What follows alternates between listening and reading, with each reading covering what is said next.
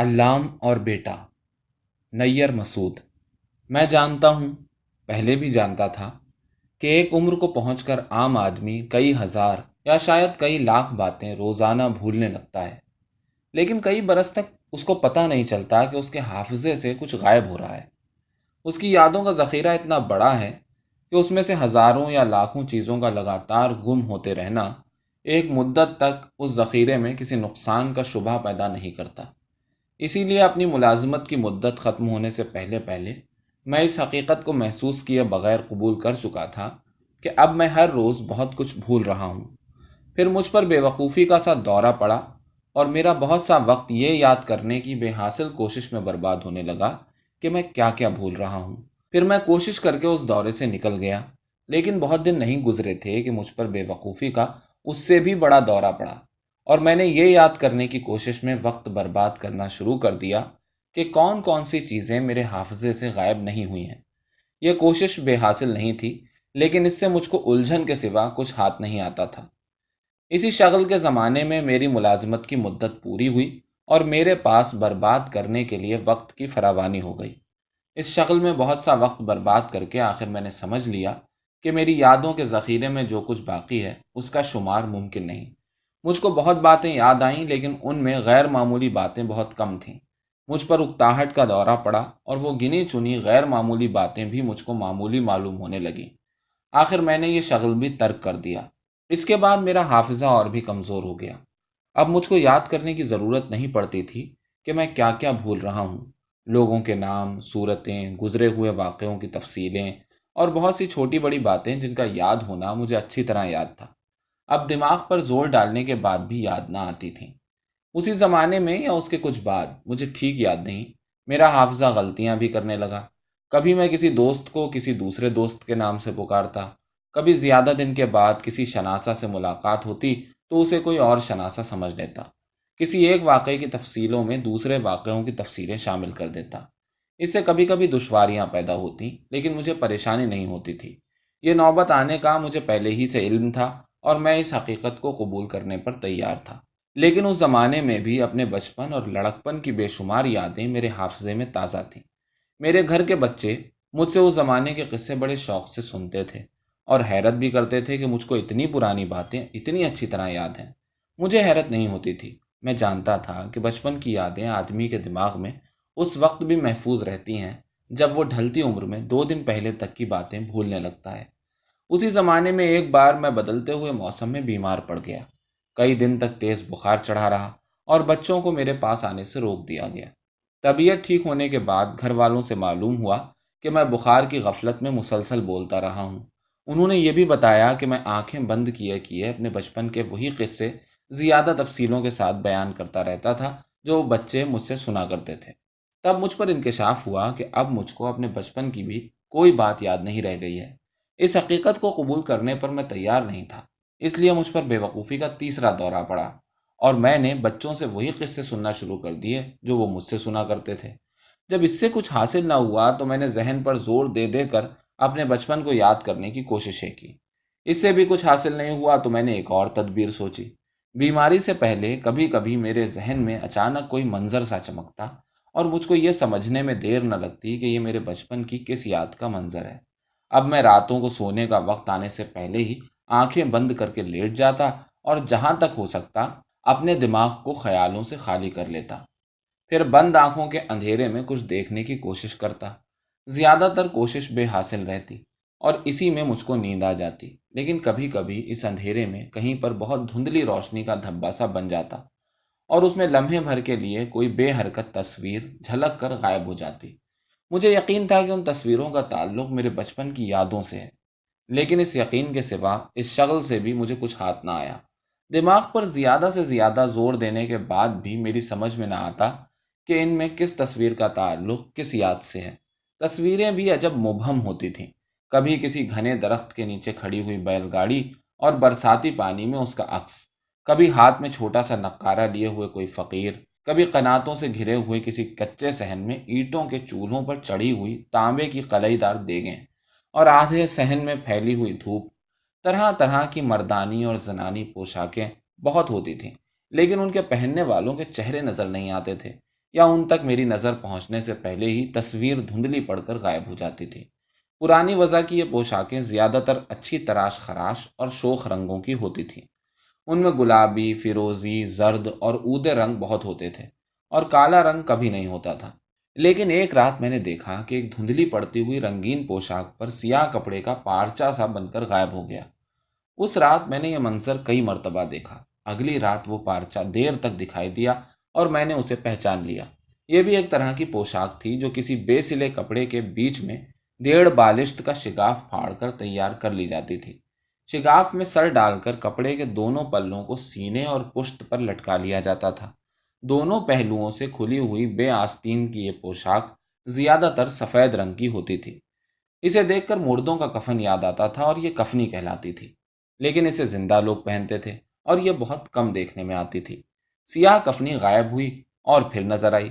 اس بار اس میں دوسری پوشاکوں کے برخلاف کچھ جنبش بھی تھی، جیسے اس کے پہننے والے کا بدن تھر تھرا رہا ہو۔ پھر وہ دھندلی پڑنے سے پہلے اچانک غائب ہو گئی، اور اسی کے ساتھ میرے دماغ میں تھر تھراہٹ ہونے لگی۔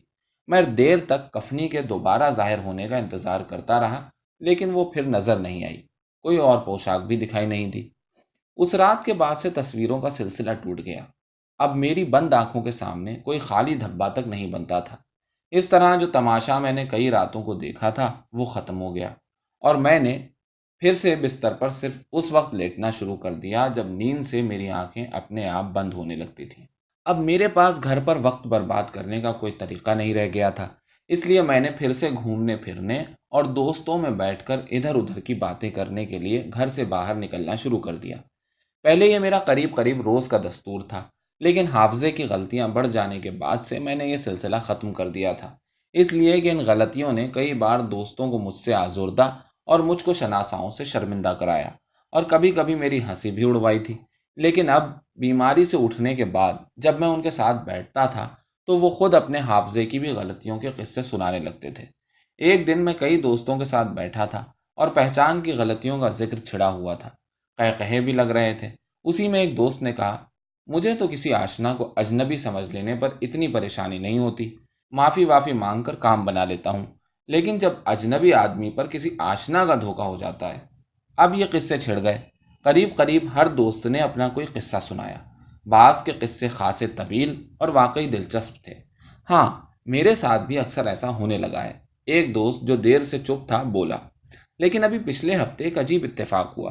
وہ کچھ رکا اور پھر بولا، مجھے پرانے بازار میں دور پر یہ ذات شریف نظر آئے۔ اس نے ایک دوست کی طرف اشارہ کیا، مگر قریب پہنچ کر پتا چلا کوئی اور بزرگوار ہیں۔ آگے میں بتاتا ہوں، اس دوست نے کہا۔ ادھر ان بزرگوار کو بھی تم پر اپنے کسی دوست کا شبہ ہوا، اور دیر تک تم دونوں بات تو پوری ہونے دیا کرو، پہلا دوست بولا۔ تو قریب پہنچ کر پتا چلا وہ تم نہیں تھے، لیکن تھوڑی ہی دیر بعد کیا دیکھتا ہوں کہ سامنے سے اصلیت میں تم چلے آ رہے ہو، گوشت پوست میں اور اسی منحوس چہرے کے ساتھ۔ ایک جھٹکے کے ساتھ میرے دماغ میں کوئی خانہ سا کھل گیا۔ مجھے یاد آیا کہ میرے ساتھ ایسا اتفاق بارہا ہو چکا ہے، اتنی بار کہ اسے اتفاق نہیں کہا جا سکتا، بلکہ ایسا اتفاق کبھی نہیں ہوا کہ مجھے کسی اجنبی پر اپنے جس شناسا کا دھوکہ ہوا ہو، کچھ دیر بعد وہی شناسا نظر نہ آ گیا ہو۔ اگر اس میں زیادہ دیر لگتی تو مجھ کو بے چینی ہونے لگتی، لیکن آخر وہ شناسا نظر ضرور آ جاتا تھا۔ یہ میری زندگی کی سب سے غیر معمولی بات تھی جو مجھے اس زمانے میں یاد نہیں آئی تھی جب میں اپنی باقی ماندہ یادوں کا شمار کیا کرتا تھا۔ دوستوں میں اب بھی گفتگو چھڑی ہوئی تھی۔ کئی دوستوں کے ساتھ ایسا اتفاق پیش آیا تھا، لیکن کسی کے ساتھ ایک مرتبہ سے زیادہ پیش نہیں آیا تھا۔ ہاں، ان کے قصے سننے کے بعد میں بولا، میرے ساتھ بھی ایسا ہوا ہے، لیکن میں نے اپنا کوئی قصہ نہیں سنایا۔ مجھے کچھ افسوس بھی تھا کہ دوسروں کے ساتھ ایک بار بھی ایسا کیوں ہوا۔ اس کے بعد دوسری باتیں ہونے لگی۔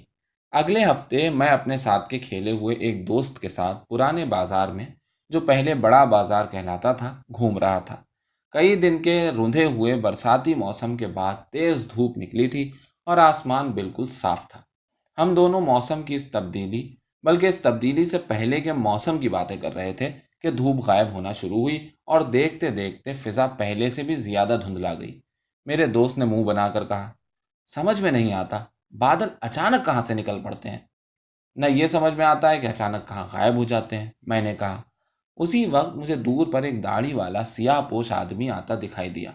میرے دماغ میں پھر ایک خانہ سا کھلا اور میرے منہ سے نکلا، علام؟ پھر مجھے اپنے آپ ہی ہنسی آ گئی۔ علام؟ دوست نے پوچھا۔ علام کو بھول گئے؟ میں نے بھی پوچھا، حالانکہ خود مجھ کو بھی وہ ابھی ابھی یاد آیا تھا۔ علام کو بھی کوئی بھول سکتا ہے، دوست بولا، لیکن اس وقت وہ مرحوم و مغفور کہاں سے یاد آ گیا؟ آدمی ہمارے قریب آتا جا رہا تھا۔ چند قدم کا فاصلہ رہ گیا تو میں نے نظر بھر کر اسے دیکھا۔ اس کی صورت علام سے بالکل نہیں ملتی تھی۔ لمبے سیاہ پیرہن کی ڈھیلی ڈھیلی آستینیں، قریب قریب کندھوں تک چڑھائے اور بڑی بڑی آنکھوں میں سرما لگائے ہوئے وہ آدمی کسی مزار کا مجاور سا معلوم ہوتا تھا۔ وہ ہمارے برابر سے ہو کر گزر گیا۔ میرا دوست کچھ کہہ رہا تھا، میں اس کی طرف متوجہ ہوا۔ اس نے پھر وہی بات کی، علام کو بھی کوئی بھول سکتا ہے؟ میں بھول چکا تھا، میں نے کہا۔ اور اس کا بیٹا، اسے بھی بھول گئے؟ اس کا بیٹا؟ اچھا، وہ بھیڑیا، ہاں یاد آیا، اس نے تمہیں کاٹ کھایا تھا۔ بوٹی اتار لی تھی کمبخت نے، یہ دیکھو۔ اس نے مجھے اپنی داہنی کلائی پر زخم کا نشان دکھایا۔ اس کے بعد ہم دونوں علام کی باتیں کرنے لگے۔ بہت سی باتیں مجھ کو خود یاد آ گئی تھی، کچھ دوست نے یاد دلائیں۔ ایک بات جو میں نے اسے یاد دلائی یہ تھی کہ علام ہمیشہ کالے کپڑے کی کفنی پہنے رہتا تھا۔ وہ کبھی کبھی میرے باپ کے پاس آتا تھا، اور اگر میں اسے پھاٹک کے پاس کھیلتا ملتا تو دور سے ہی پکار کر کہتا تھا، چھوٹے صاحب، ڈپٹی صاحب کو بول دیجیے علام بدماش خدمت میں حاضر ہے۔ میرے باپ کسی بھی قسم کے ڈپٹی نہیں تھے۔ وہ شہر کی سب سے بڑی درس گاہ میں پڑھاتے تھے۔ درس گاہ کی شان کے مطابق ان کا رہن سہن اعلیٰ سرکاری افسروں کا سا تھا، اور وہ ہمیشہ ذاتی سواری پر گھر سے باہر نکلتے تھے۔ اسی لیے ہمارے محلے والے، جو زیادہ تر معمولی حیثیت کے کم پڑھے ہوئے لوگ تھے، ان کو ڈپٹی صاحب کہتے تھے۔ میں انہیں علام کے آنے کی اطلاع کرتا تو وہ اس سے ملنے کے لیے برآمدے میں آ جاتے تھے، اور کبھی برآمدے میں کھڑے کھڑے، کبھی اس کو باہری کمرے میں بٹھا کر دیر تک اس سے باتیں کرتے تھے۔ گھر میں بھی اس کا ذکر کرتے اور بتاتے تھے کہ علام ان کے لڑکپن کا ساتھی ہے، اور کچھ دن تک ان کا ہم جماعت بھی رہا ہے۔ انہی سے مجھ کو یہ بھی معلوم ہوا کہ وہ شہر کے ایک مشہور اور عزت دار مذہبی گھرانے کا لڑکا تھا، اور پڑھنے میں تیز تھا، لیکن بری صحبت میں پڑ گیا تھا۔ اس کی مسلسل نافرمانیوں اور سرکشی سے ہار کر باپ نے اسے گھر سے نکال دیا، پھر اسے بے تعلقی کا اعلان کر دیا تھا۔ اس کے بعد سے اس کی شورا پشتی بڑھتی گئی، اور اب وہ زیادہ تر شہر کے نامی بدماشوں کی ایک ٹولی کے ساتھ دیکھا جاتا تھا۔ یہ قانون شکن لوگ تھے، عورتیں بھگا کر لانا ان کا خاص کام تھا، اور ان کی کارستانیوں کی لپیٹ میں آ کر کبھی کبھی علام بھی حوالات میں بند کر دیا جاتا تھا۔ اس کی اطلاع وہ کسی ذریعے سے ہمارے یہاں بھجواتا، اور میرے باپ اس کو ضمانت پر رہا کروا لیتے تھے۔ حوالات سے نکل کر وہ سیدھا ہمارے یہاں آتا، اور مجھے پھاٹک پر کھیلتا دیکھ کر وہی ایک بات کہتا، چھوٹے صاحب، ڈپٹی صاحب کو بول دیجئے علام بدماش خدمت میں حاضر ہے۔ لیکن وہ دیکھنے میں بدماش نظر نہیں آتا تھا۔ کم سے کم مجھ کو وہ صرف کوئی پراسرار آدمی معلوم ہوتا تھا۔ اس کی کالی کفنی، کالی تہمد اور گھنی گول سیاہ داڑھی اس کے بارے میں کوئی اندازہ نہیں ہونے دیتی تھی، اور اس حیت میں وہ کوئی بے ضرر آدمی معلوم ہو سکتا تھا۔ لیکن وہ اپنے ہاتھ میں ایک چھوٹی سی کلہاڑی بھی رکھتا تھا۔ کلہاڑی کے پھل پر سیاہ کپڑے کا غلاف چڑھا رہتا تھا۔ پھل کو کھلا ہوا شاید کسی نے بھی نہیں دیکھا تھا، لیکن اتنا سب جانتے تھے یا سمجھتے تھے کہ کلہاڑی وہ جنگل کے جانوروں سے بچاؤ کے لیے اپنے پاس رکھتا ہے، اور اسی سے مجھے پتا چلا تھا کہ میرے شہر کے نواح میں جنگل بھی ہیں۔ ان جنگلوں سے پکڑ کر وہ طرح طرح کے جانور بڑے بازار میں لاتا تھا۔ شاید یہی اس کا پیشہ تھا۔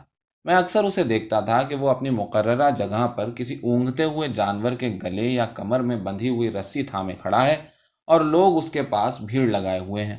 میں بھی اس بھیڑ میں گھس جاتا اور ہر جانور کو حیرت سے دیکھتا تھا۔ ایک دن میں نے اس کے پاس بجو دیکھا، جس کے بارے میں مشہور تھا کہ تازہ قبروں میں گھس کر مردوں کا گوشت کھاتا ہے، اسی لیے اسے قبر بجو بھی کہا جاتا تھا۔ سیاہی بھی میں نے علام ہی کے پاس دیکھی، اور اسے اپنے انداز سے چھوٹا جانور پایا۔ اس وقت تک میں نے سڑک کنارے کے دوا فروشوں کے پاس سیاہی کے صرف کانٹے دیکھے تھے، جو جادو ٹونے میں استعمال کیے جاتے تھے۔ میں نے علام کے پاس اور بھی بہت سے جانور دیکھے، جن میں بعض کے میں نے صرف نام سن رکھے تھے، بعض کے نام بھی نہیں سنے تھے، اور بعض کے نام خود علام کو بھی نہیں معلوم تھے۔ ایک دن مجھے وہ اپنی مقررہ جگہ پر اس حالت میں کھڑا دکھائی دیا کہ اس کے کندھے پر رسی کا لچھا پڑا ہوا تھا، جس کے دونوں سرے اس کے سینے پر جھول رہے تھے۔ چہرے اور ہاتھوں پر لمبی لمبی خراشیں تھیں، کفنی بھی کئی جگہ سے پھٹی ہوئی تھی، اور وہ مزے لے لے کر بیان کر رہا تھا کہ جنگل کی ایک اندھیری کھو میں اسے کچھ آہٹ معلوم ہوئی، اور وہ بے دھڑک کھو میں گھس گیا۔ اندھیرے میں دیکھنے کی کوشش کر رہا تھا کہ اچانک کوئی جانور اس پر جھپٹ پڑا اور اسے نوچ کھسوٹ کر کھو کے اندرونی موڑ میں غائب ہو گیا۔ تو ہم نے بھی گھر کا رستہ لیا، اس نے اپنی کلہاڑی کو سہلاتے ہوئے کہا، لیکن چلتے چلتے بول آئے کہ چچا، آج تو تم نے ہمارا مزاج پوچھ لیا، لیکن ہم تم کو چھوڑیں گے نہیں، پھر آ کر تمہارا مزاج بھی پوچھیں گے۔ ابھی چین سے اپنے بھٹ میں براجو۔ اور واقعی اگلے ہفتے اس کے گرد ہمیشہ سے زیادہ مجمع اکٹھا تھا۔ مجمع کی باتوں سے معلوم ہوا کہ علام اس جانور کو پکڑ لایا ہے۔ لوگ جانور کو پہچاننے کی کوشش کر رہے تھے۔ میں نے مجمع میں گھسنا چاہا، لیکن مجھے روک دیا گیا، بلکہ اس دن کسی بھی بچے کو بھیڑ میں نہیں آنے دیا جا رہا تھا۔ میں ایک طرف کھڑا ہوا لوگوں کی باتوں سے اس جانور کی حیت کا اندازہ لگانے کی کوشش کر رہا تھا، لیکن مجھے اس کے سوا کچھ نہیں معلوم ہو سکا کہ اس کے پنجے انوکھی وضع کے ہیں اور علام کے لائے ہوئے دوسرے جانوروں کی طرح وہ بھی اونگ رہا ہے، اور یہ کہ وہ مادہ ہے۔ اچانک مجھے پھٹی پھٹی چیخیں سنائی دیں اور لوگ ایک دوسرے پر گرنے لگے۔ اس بھگدڑ میں علام کی آواز بلند ہوئی، کلاڑی، ہماری کلاڑی! میں اس بھگدڑ اور اس سے زیادہ ان حیوانی چیخوں سے ایسا ڈرا کہ وہاں سے سیدھا گھر بھاگ آیا۔ وہ شاید آخری موقع تھا جب علام کسی جانور کو جنگل سے بازار میں لایا تھا۔ اس کے بعد وہ مجھے لمبے لمبے وقفوں سے 4-5 مرتبہ ادھر ادھر تنہا گھومتا نظر آیا۔ آخر میں اس کی داڑھی چھدری اور بے وضع سی ہو گئی تھی، اور وہ چلنے میں کچھ ڈگمگانے لگا تھا۔ اس نے ہمارے یہاں آنا بھی چھوڑ دیا تھا۔ بڑے بازار میں میری دلچسپی کے نئے نئے لوگ نظر آنے لگے تھے۔ اب مجھے علام کا خیال صرف اس وقت آتا تھا جب کبھی کبھی راہ چلتے مجھ کو اس کا بیٹا دکھائی دے جاتا۔ وہ جوان ہو چلا تھا اور بالکل باپ کی شبیہ نکل رہا تھا۔ یہ بیٹا میرا ہم عمر تھا۔ محلے کے ان لڑکوں میں کبھی کبھی وہ شامل ہوتا تھا جن کے ساتھ میں بچپن میں کھیلا کرتا تھا، لیکن ہماری ٹولی اس سے کھنچی کھنچی رہتی، اس لیے کہ اس کو بہت جلدی غصہ آ جاتا اور آپسی ہاتھا پائی میں وہ اپنے حریفوں کو کاٹ کھاتا تھا۔ ہم بچوں میں معلوم نہیں کس طرح یہ بات مشہور ہو گئی تھی کہ اس کے پیدا ہونے کے تھوڑے ہی دن بعد اسے بھیڑیے اٹھا لے گئے تھے۔ علام کئی برس تک اسے جنگل میں جا جا کر ڈھونڈتا رہا اور آخر ایک دن اسے بھیڑیوں سے چھڑا لایا۔ ہماری ٹولی کے بعض بڑے لڑکوں نے یہاں تک بتایا، بلکہ اپنی آنکھ سے دیکھنے کا دعویٰ کیا کہ گھر لائے جانے کے بعد بھی بہت دن تک علام کا بیٹا چاروں ہاتھ پیروں پر چلتا اور کچے گوشت کے سوا کچھ نہیں کھاتا تھا۔ اور ایک لڑکے نے بتایا کہ اسی زمانے میں علام کے مکان کے قریب بھیڑیے کے پنجوں کے نشان ملے، اور اسی زمانے سے علام ہر وقت اپنے پاس کلہاڑی رکھنے لگا۔ ہم نے طے کر لیا کہ لڑکے بالکل سچ کہہ رہے ہیں، اور علام کے بیٹے سے خوف کھانے لگے، لیکن میری اس سے کبھی لڑائی نہیں ہوئی۔ وہ خود ہی مجھ سے نہیں الجھتا تھا، شاید اس وجہ سے کہ کبھی کبھی وہ بھی اپنے باپ کے ساتھ ہمارے یہاں آتا تھا، کبھی اکیلا بھی آتا اور میرے باپ سے رو کر کہتا، ابا بند ہو گئے۔ جوانی کا کچھ زمانہ گزرتے گزرتے اس کی داڑھی خوب گھنی اور گول ہو گئی تھی، اور کبھی کبھار وہ بھی کالی کفنی پہننے لگا تھا۔ اس وقت اسے دیکھ کر ایسا معلوم ہوتا تھا کہ علام بوڑھے سے جوان ہو گیا ہے، لیکن اس سے میری صاحب سلامت بھی نہیں ہوتی تھی، بلکہ اب وہ مجھے شاید پہچانتا بھی نہیں تھا اور بے تعلقی کے ساتھ میرے قریب سے گزر جاتا تھا۔ اس کے بعد شاید صرف ایک دو بار مجھے سرسری سا خیال آیا کہ اب علام کا بیٹا بھی کہیں نظر نہیں آتا۔ میں دل ہی دل میں خوش ہو رہا تھا کہ میری یادداشت کچھ کچھ واپس آ گئی ہے، اور میں اس زمانے کی کچھ دوسری باتیں یاد کرنے کی کوشش کرنے لگا جس میں مجھے برائے نام سی کامیابی بھی ہو رہی تھی۔ اتنے میں اچانک مجھے احساس ہوا کہ میرا دوست بازار کے کسی موڑ پر مجھ سے رخصت ہو چکا ہے۔ مجھے باہر نکلے ہوئے بہت دیر ہو گئی تھی۔ گھر والوں کی پریشانی کا خیال کر کے اور کچھ فضا کی بڑھتی ہوئی دھندلاہٹ کی وجہ سے، جس میں مجھے دور کی چیز صاف نظر نہیں آتی تھی، میں تیز قدموں سے واپس ہوا۔ اسی میں اپنے مکان کے قریبی چوراہے سے کچھ آگے بڑھ کر مجھ کو سڑک کے دوسری طرف کھڑا ہوا وہ مجاور کا سا آدمی، یا یوں کہنا چاہیے کہ اس کا لباس، ایک مرتبہ پھر دکھائی دیا، اور ایک مرتبہ پھر مجھے اس پر علام کا شبہ ہوا، اور ایک مرتبہ پھر مجھے اپنے آپ پر ہنسی آ گئی۔ پھر مجھے علام کا بیٹا یاد آ گیا اور میری ہنسی اپنے آپ ہی غائب ہو گئی۔ دوسرے دن وہ مجھے پھر اسی جگہ کھڑا دکھائی دیا۔ میں سڑک کے دوسرے کنارے پر تھا، لیکن سورج کی روشنی میں اس کو میں نے ذرا غور سے دیکھا۔ یہ وہ سیاہ پوش، سرما لگی ہوئی آنکھوں والا آدمی نہیں تھا جسے میں نے کل بڑے بازار میں دیکھا تھا۔ اگلے کچھ دنوں میں کئی بار میں نے اس کو دیکھا کہ اپنی مقررہ جگہ پر خاموش کھڑا ہوا ہے اور آتے جاتے راہگیروں کو ایک نظر دیکھ لیتا ہے۔ میں نے یہ بھی دیکھا کہ وہ کالی کفنی پہنے رہتا ہے، لیکن دو ایک بار میں اس کے قریب سے گزرا تو اس نے مجھے بے تعلقی کے ساتھ دیکھا، जिस तरह दूसरे राहगीरों को देखता था। उसी जमाने में मेरे घर के एक बच्चे ने मुझे बताया कि मैं सड़क पर अपने आप से बातें करता हुआ चलता हूँ। ये बुरी खबर थी, जो घर वालों ने शायद जानबूझकर मुझसे छुपा रखी थी। मुझे खुद से बातें करने वाले लोग सनकी और सनकी से भी ज्यादा बेअक्ल मालूम होते थे। मैंने बाहर निकलना कम कर दिया, और निकलता भी तो रास्ते भर यही गौर करता चलता कि अपने आप से बातें तो नहीं कर रहा हूँ। इसमें अक्सर मुझे अपने आसपास की खबर नहीं रहती थी। एक दिन मैं घर वापस आ रहा था। चौराहे से कुछ आगे बढ़कर अचानक मुझे शुबा हुआ कि अभी अभी मैंने अपने आप से कुछ कहा है। मैं ठिठक कर रह गया और सोचने लगा कि मैंने क्या कहा है। इतने में मुझे अपनी पुश्त पर एक आवाज सुनाई दी, सलामत रहिए, सलामत रहिए। फिर लकड़ी की किसी चीज के गिरने की सी आवाज आई और मैंने मुड़कर देखा। कफनी वाला दोनों हाथों से मुझे सलाम करता हुआ मेरी तरफ बढ़ रहा था, लेकिन 2 ही कदम के बाद वो लड़खड़ाया और ऐसा मालूम हुआ कि वो एक साथ कई तरफ जाना चाह रहा है। फिर वो जमीन पर गिर गया। कई राहगीर उसकी तरफ लपक पड़े, मैं भी लपका। हमने मुश्किल से उसे उठाकर खड़ा किया, लेकिन उसका पूरा बदन थरथरा रहा था, और इसी हालत में उसने जैसे अपने आप से कहा, चल नहीं पाते हम, बस खड़े रहते हैं। फिर वो बेहोश सा होने लगा। राहगीरों में कोई उसे पहचानता नहीं था, और किसी की समझ में नहीं आ रहा था कि उसका क्या किया जाए। आखिर मैंने कहा, मैं इन्हें जानता हूं, इनको मेरे यहां पहुंचा दीजिए। वो लोग मुझे जानते थे। कई आदमियों ने उसे करीब करीब लटका कर मेरे यहाँ पहुंचाया, और मैंने उसे एक कुर्सी पर बिठवा दिया। उन लोगों के जाने के बाद मैं उससे कहने के लिए कोई बात सोच रहा था कि वो बैठे बैठे इस तरह एक तरफ झुकने लगा कि कुर्सी के 2 पाए जमीन से उठ गए। मैंने बढ़कर उसे गिरने से रोका। कुछ उसने भी कोशिश करके खुद को संभाला और बोला, बैठ भी नहीं पाते हम, बस खड़े रहते हैं या लेट सकते हैं। कमरे में लेटने के लिए कोई चीज नहीं थी। मैं सोच रहा था कि घर के अंदर से कोई चारपाई मंगवा लूं या कमरे के फर्श ही पर बिछौना करवा दूं। इतनी देर में वो मेरा सहारा लेकर उठ खड़ा हुआ और अपने बदन को साध कर बोला, बस छोड़ दीजिए। उसका बदन आहिस्ता से थरथराया, और मैंने पूछा, गिरोगे तो नहीं? नहीं, खड़े रहेंगे। लेटना चाहो तो बिछौना? नहीं नहीं, खड़े रहेंगे। मैंने उसे धीरे धीरे करके छोड़ दिया, और वाकई वो अपनी जगह पर जम कर खड़ा हो गया।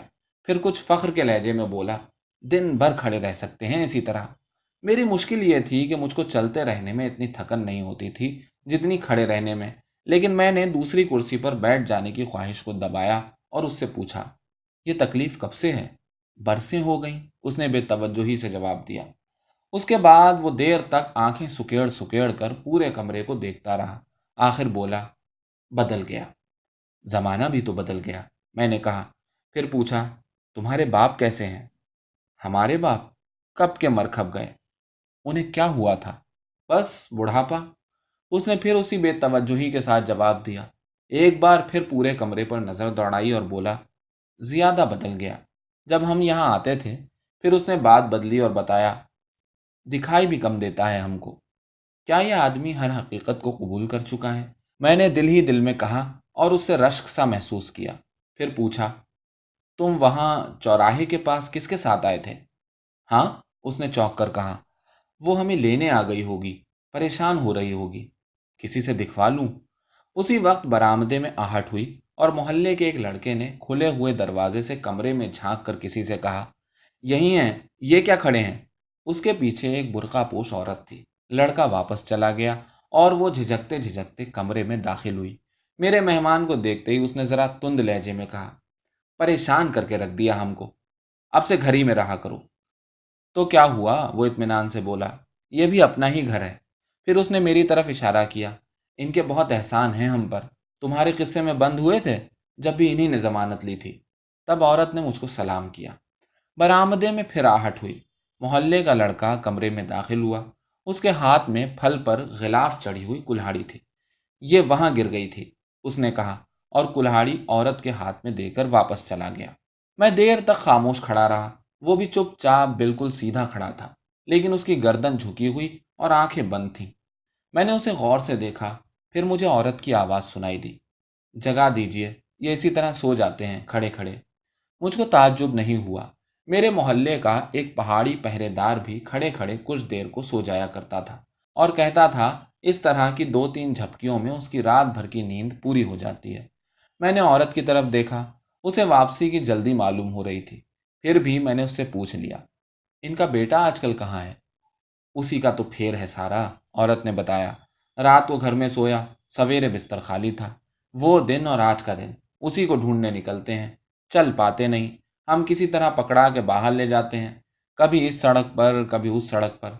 घंटों खड़े रहते हैं, जंगल जाने की भी जिद करते हैं। बताइए, जंगल अब इनके लिए कहाँ से लाएं? किसी जमाने में जंगल से जानवर लाते थे।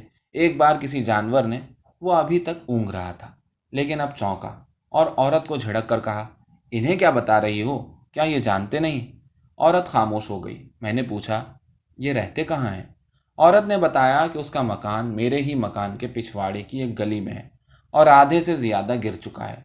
मकान तक पहुंचने का रास्ता कई गलियों से होकर था। औरत ने तफसील से पता बताया था, मगर मैं उसे याद करने से पहले ही भूल गया। मेरे मकान की पुश्त पर तंग और नीम तारीख और बास बास छत्तेदार गलियों का जाल सा बिछा हुआ था। मैंने उन गलियों और छत्तों में से बाजों के सिर्फ नाम ही सुन रखे थे, बास के नाम भी नहीं सुने थे। मुझे अपने मरहूम बाप का कहना याद आया कि हमारे मोहल्ले की गलियां आदमी के दिमाग की तरह पेचदार हैं और कोई अजनबी इस भूल भुलैया में फंस कर खुद से बाहर नहीं निकल सकता। मैं अभी से अपने आप को इस भूल भुलैया में फंसा हुआ, बल्कि उससे बाहर निकलने की कोशिश में नाकाम रहता हुआ महसूस कर रहा था। इतने में औरत ने उससे कहा, अच्छा आप चलते हो कि नहीं? देखते हो बेचारे कब से खड़े हुए हैं। मेहरबानी मेहरबानी, वो दोनों हाथों से मुझे सलाम करता हुआ बोला और औरत का सहारा लेकर कमरे से निकलने लगा। फिर अचानक रुक गया और हाथ इधर उधर बढ़ाकर घबराए हुए लहजे में बोला, कुल्हाड़ी, हमारी कुल्हाड़ी। ये है हमारे पास, औरत ने कहा और कुल्हाड़ी उसे पकड़ा दी। फाटक तक मैं दोनों के साथ गया। जाते जाते भी वो कुछ कह रहा था, लेकिन उसकी आवाज घुटी घुटी सी थी। शायद मुझे दुआएं भी दे रहा था। मुझको सिर्फ इतना याद है कि फाटक पर पहुंचकर उसने कहा था, छोटे साहब नहीं दिखाई दिए, अब तो बड़े हो गए होंगे माशाअल्लाह।